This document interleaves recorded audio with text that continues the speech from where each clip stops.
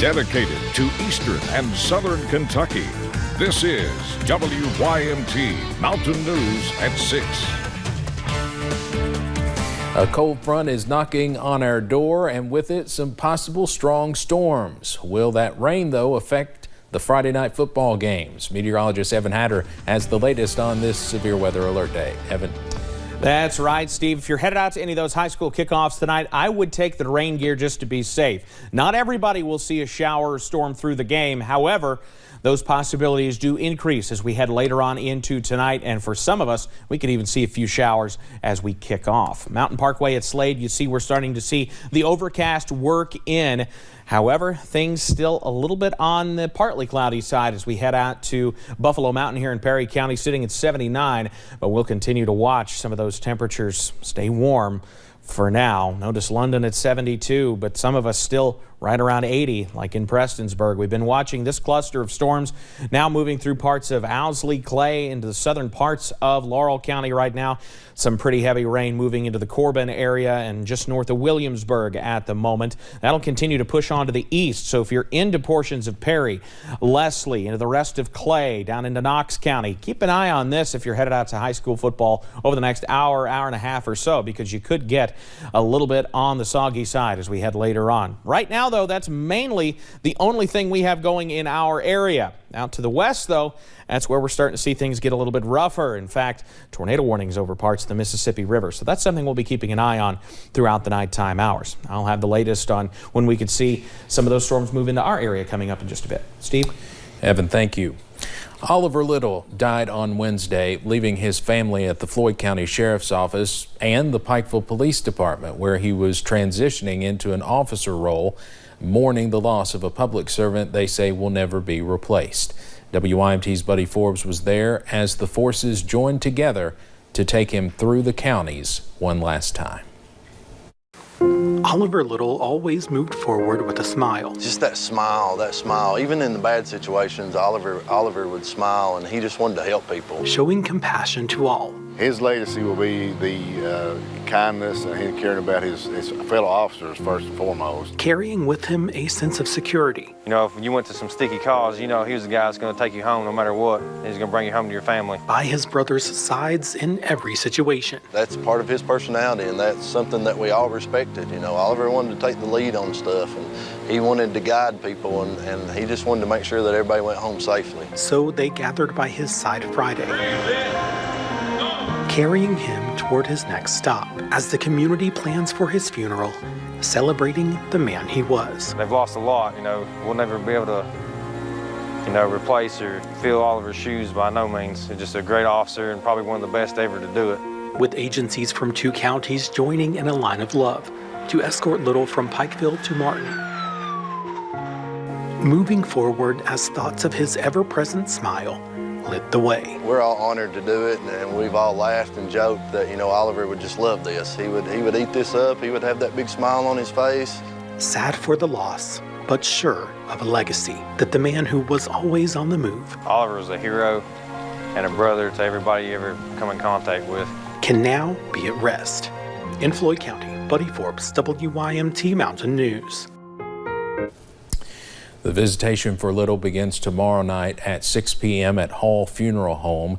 His funeral will take place Monday at 11 a.m. at Allen Baptist Church.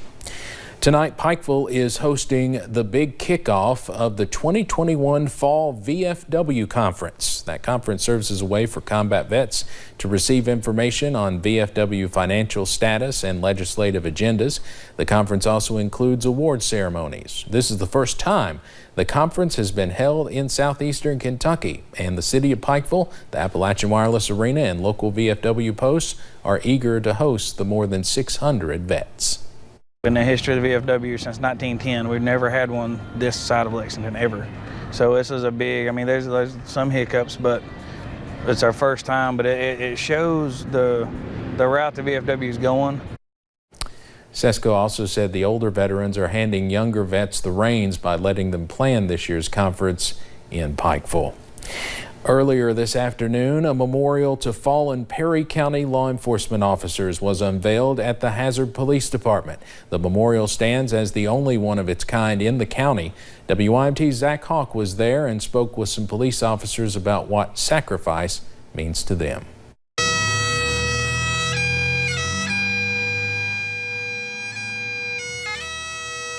The memorial honors all fallen officers in the history of Perry County. Hazard Police Chief Minor Allen came up with the idea about a decade ago to honor those that made the ultimate sacrifice. It will be something that anybody that passes by here or someone that's lost a loved one in the line of duty can stop and reflect on. The project was paid for entirely with donations, and the result is a one-of-a-kind honor to the 23 fallen officers in the county's history. We was just amazed that we had that many officers in this county that had died in the line of duty, and there was not any kind of memorial anywhere. Current law enforcement officers were there to pay respects, and some took away a really positive message from the community. A lot of times we feel like we're the enemy, people's against us, but situations like this and events like this let us know that we do have people that stand behind us through thick and thin. To see the community come together like this and honor these men that paid the ultimate sacrifice means a great deal to me. No law enforcement officer wants to see a colleague's name on a memorial like this. We've been blessed that we've not had a line of duty death year since the late 80s. But if someone does pass in the line of duty, they will be honored here in Hazard. Zach Hawk, WYMT Mountain News. Looked like a really nice ceremony. The memorial is located near Triangle Park, just outside the police department in downtown Hazard. A man is arrested in Williamsburg following a drug investigation Wednesday. Police say they found suspected methamphetamine, heroin, marijuana, drug paraphernalia, rifles, guns, and money. They also found a motorbike and a chainsaw, which they say were stolen. Officers arrested 31-year-old Donnie Bird and took him to the Whitley County Detention Center. Police say 2 other suspects took off from the scene when they arrived. They have not been located yet. Victims of DUI crashes to prosecutors say Kentucky has weak laws to deal with deadly DUI crashes. One of them is Alex Oti, who is the victim of a DUI crash when she was seriously injured on Lake Harrington. Odie is now the national president of MAD, Mothers Against Drunk Driving.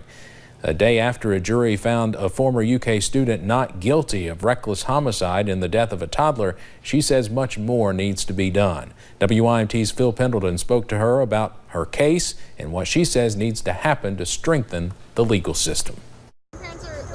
Alex Oddie has worked for years to get tougher DUI laws passed in Kentucky. Now she's got a bigger platform to work from. I'm the youngest national president by 30+ years, and the only one that's not a parent and the only injured victim. A DUI crash on Lake Harrington left her seriously injured. She watched the Jacob Heil trial with great interest and said she was angry, sad, and devastated by the results. She backed the law requiring a breathalyzer device needed for offenders to start a car, but says so much more is needed. But at the same time, the way that these cases are being handled still puts the victim on the losing end every single time. One prosecutor told me that getting a murder conviction on a DUI case is extremely rare. There have been convictions on manslaughter and reckless homicide, but they say that the end result sentences are not nearly long enough. One of the rare murder cases to get a conviction in Kentucky came in 2007 when Raymond Garner received life sentences after a crash that killed multiple people and injured others.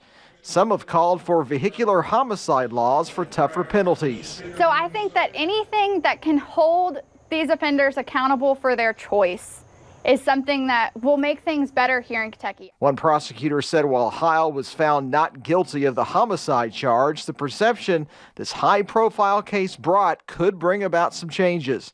In Lexington, Phil Pendleton, WYMT Mountain News. Alex Oddie told us that Kentucky's ignition interlock device law needs upgrading so that offenders have to use the interlock device before getting their license back. Friday's COVID-19 numbers are in, and the positivity rate increased just a bit today. Governor Beshear announced 2,008 new cases of COVID, increasing the statewide total to 723,889. There were 31 new deaths, bringing the death toll to 9,293. The positivity rate is back up to 8% even. You can always find the latest COVID information on our website at WYMT.com. Some in Whitesburg are highlighting Elder Abuse Awareness Month in a creative way. The Letcher County Senior Citizen Center put together a display yesterday. It features the color purple and the hotline for those wanting to report elderly abuse. Senior Director Debbie Baker says it's a problem the Commonwealth faces all the time. We have had a few reports over the last year, but I think in the whole state of Kentucky, 2 years ago there was like 10,000 reports of elder abuse just in the state of Kentucky. Now that hotline number for folks to call is also posted on this story on our website at WYMT.com. A drive-up health and wellness expo took place today at the Perry County Senior Citizen Center. The expo is sponsored by WellCare and the Kentucky River Area Development District. At the 4-hour event, seniors had the opportunity to come out and learn about various vendors as well as how they can stay healthy. In addition, they were able to receive a Pfizer COVID-19 vaccine and a flu shot while there. Associate Director of Aging Services, Stacy Noble, says it's an important event. We just tried to, get together the agencies, coordinate to have everybody here today, work with our senior population, do a lot of advertisement, and get everybody here. It's just about educating our seniors and trying to keep them healthy. While today's event only went until 1 p.m., Noble says another one is scheduled for next Friday from 9 a.m. until 1 p.m. at the Lee County Senior Citizen Center in Beattyville. She says the first day of the Woolly Worm Festival is scheduled for that day, and she hopes people will go to both. Well, a big 24 hours are ahead for the Big Blue Nation, and it will be capped off with a big matchup in Athens, Georgia, as the Cats take the field against the #1 Georgia Bulldogs. Both teams head into the game undefeated, and the Big Blue Nation is getting ready. Alex Walker is at Sanford Stadium with our Big Blue coverage. Hello from hot and sunny Sanford Stadium, the home of the #1 team in the land, the Georgia Bulldogs.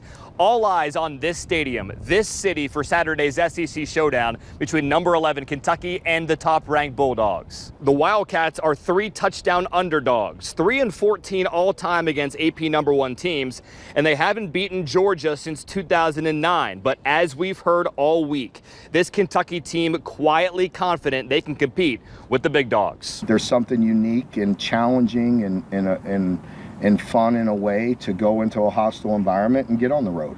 We've been home 5 out of 6 weeks, and as I told the players, we all have distractions when that happens. We all have people in that we want to see. Now it's having a strong mindset, getting on the plane and on buses to go to Athens and to play the #1 team in the country. So you better be prepared and focused on what you got to do and rest it up. And so I've really pushed hard on that all week, and it feels like they have because they've had really good energy in practice. Since the SEC split into East and West divisions, this is the first time that two teams from the East are meeting with 6-0 records. The stage certainly set for a Super Saturday in Athens. Reporting from Sanford Stadium, I'm Alex Walker. And you can catch all the action between Kentucky and Georgia right here on WYMT. The game kicks off tomorrow at 3:30, and that will be followed by Mountain News Weekend Edition. Well, we're just more than an hour away from the start of Big Blue Madness in Lexington. It will be the first time Rupp Arena will be back at full capacity for UK basketball. One thing the players say you will notice is the demeanor of Coach Cal. During the offseason, he grew out a beard and went wild on the recruiting trail to make sure a repeat of last season does not happen. This team has star-studded appeal with a mix of young and older guys, which should make Cal feel pretty good. Many years ago, we used to line up for days in advance over at Memorial Coliseum. So yeah, we try to get out just about every year. We get to come. So yeah, it's my son and me. We love all football, basketball. So yeah, it's a big thing for us. Tickets for tonight's practice sold out less than an hour after going on sale. It will also be televised. Now, it's important to note that fans are required to wear masks regardless of vaccination status. But officials say masking is a small price to pay to be able to keep up with the tradition. And you will have much more on. And I'll have the latest on our chances for rain, storms, and when temperatures take a big tumble coming up. And for those looking for a scare this weekend, there are some spooks and terrors being offered in Whitesburg.